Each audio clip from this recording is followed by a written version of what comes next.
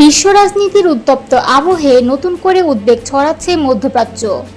সাম্প্রতিক এক বিস্ময়কর অভিযানে ইরানের গুরুত্বপূর্ণ 3টি পরমাণু স্থাপনায় সুনির্দিষ্ট বিমান হামলা চালিয়েছে যুক্তরাষ্ট্র।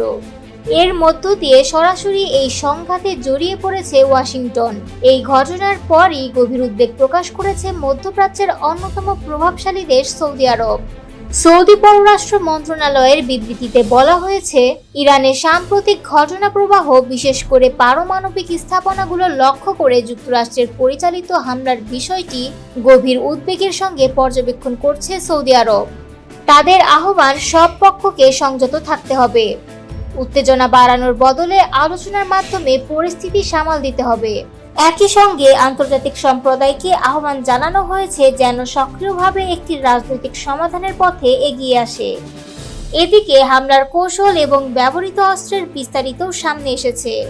এই অভিযানে যুক্তরাষ্ট্র ব্যবহার করেছে B-2 বোমারু বিমান, বাংকার বাস্টার বোমা এবং সাবমেরিন থেকে ছোড়া 30টি ক্রুজ মিসাইল। বিশেষ করে ইরানের ফোর্দো পারমাণবিক কেন্দ্রে 1 ডজন বাংকার বাস্টার বোমা নিক্ষেপ করা হয়েছে, যেগুলোর প্রতিটির ওজন প্রায় 30,000 পাউন্ড। ভূগর্ভস্থ শক্তিশালী কংক্রিট স্ট্রাকচার ধ্বংসের জন্য এই অস্ত্রগুলোই সবচেয়ে কার্যকর। বিশ্লেষকদের মতে এই হামলা শুধু ইরান যুক্তরাষ্ট্র নয়, বরং গোটা মধ্যপ্রাচ্যের নিরাপত্তার ভারসাম্যকে চ্যালেঞ্জের মুখে ফেলেছে।